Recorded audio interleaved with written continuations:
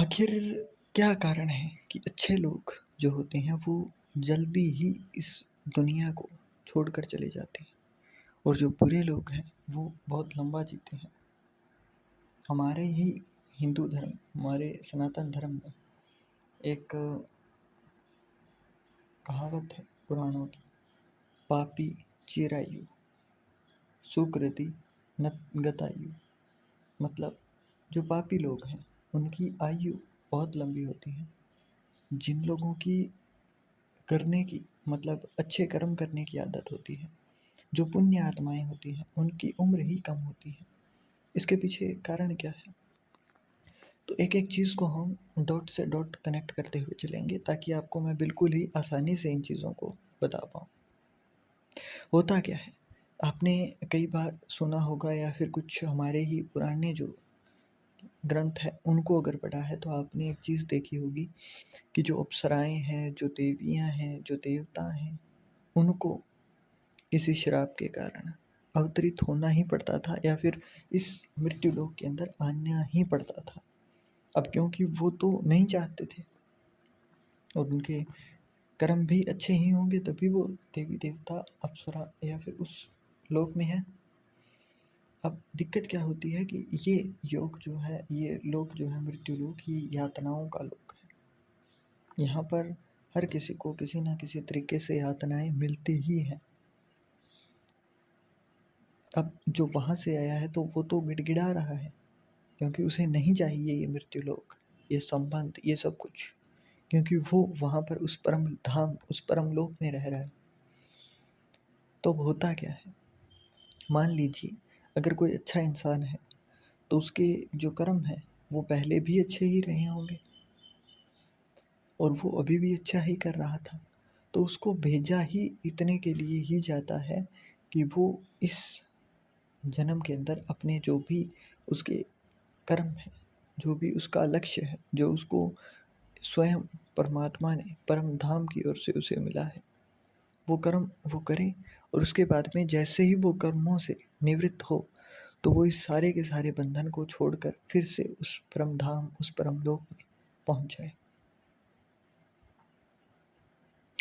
अगर गरुड़ पुराण किसी ने पढ़ा होगा या फिर आपने किसी की मृत्यु के बाद वहाँ पर सुना होगा तो आप एक चीज़ सुनते होंगे कि जब किसी का जन्म होता है तो वो 9 महीनों के अंदर बहुत ज़्यादा ही अपने ईश्वर को याद करता है और वो कहता है कि मैं इस धरती पर, इस मृत्यु लोक में जब आऊँगा तो मैं आपका ही भजन करूँगा, मैं आपका ही गुणगान करूँगा, मैं आपका नाम लूँगा, मैं आपके लिए हवन करूँगा, यज्ञ करूँगा।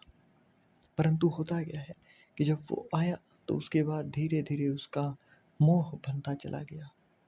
वो अपने माता पिता से जुड़ गया, अपने भाई बहनों से जुड़ गया, अपने नाते रिश्तेदारों से जुड़ गया और वो ऐसा बंध गया कि फिर वो पहले अपने प्रेम के मोह में था, फिर वो मोह माया के मोह में आ गया। तो वो ये जो मोह की जो जर्नी है उसके अंदर वो भूल गया कि वो किस कर्म के लिए आया था। वो आया तो ईश्वर के भजन गुणगान के लिए था ताकि उसका इस जीवन मरण के ये जो चक्र है उससे छुटकारा मिल सके, उससे उसको निवृत्ति मिल सके। पर क्या वो कर पाया? नहीं कर पाया। तो ऐसे में जो लोग बहुत ज़्यादा माया में, मोह में फंस जाते हैं तो उनको ईश्वर की ओर से फिर से वो समय दिया जाता है ताकि वो अपने कर्मों का जो भोगना है वो इसी जन्म में भी करें और उसके बाद मृत्यु उपरांत भी उनको वो जो जन्म और मरण का जो उनका पाप कर्म है, पुण्य कर्म है, उसके लेखे जोखे के बाद जो भी निकलेगा उसके अनुसार उसकी योनि निर्धारित होगी, उसके अनुसार उसका आगे का जो क्रिया चक्र है वो निर्धारित होगा।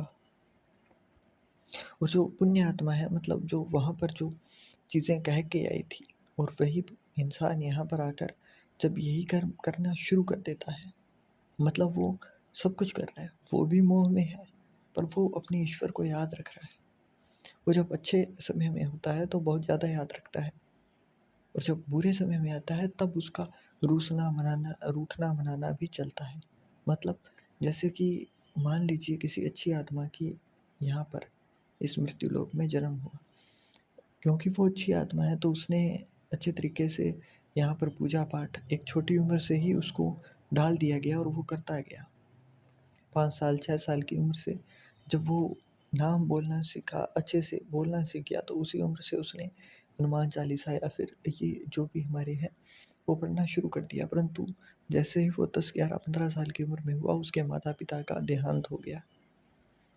तो क्योंकि वो चीज़ें बंधन से उसको मुक्त करने के लिए थी, परंतु अब होगा क्या, वो तो रूठेगा, क्योंकि वो नहीं जानता है कि उन्होंने उस जो परमात्मा है उन्होंने उसके लिए क्या सोचा है।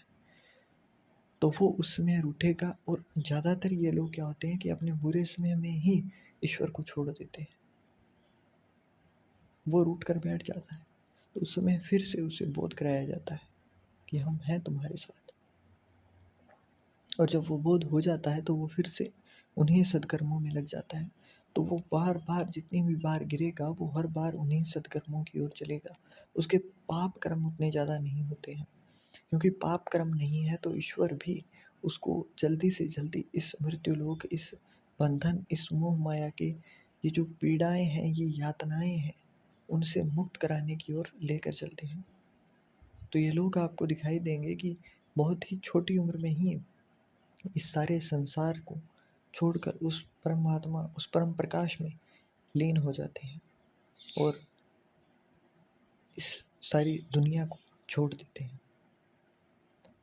तो मुझे आशा है कि आपको जो मैंने बताया वो चीज़ें आपने एक एक करके समझी हैं और उनको आप समझ चुके हैं इस समय तक।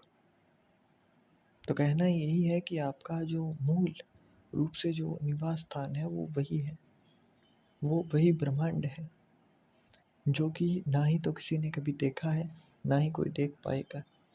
जिनके भी अवतार हुए हैं वो सिर्फ उनके अंश हैं,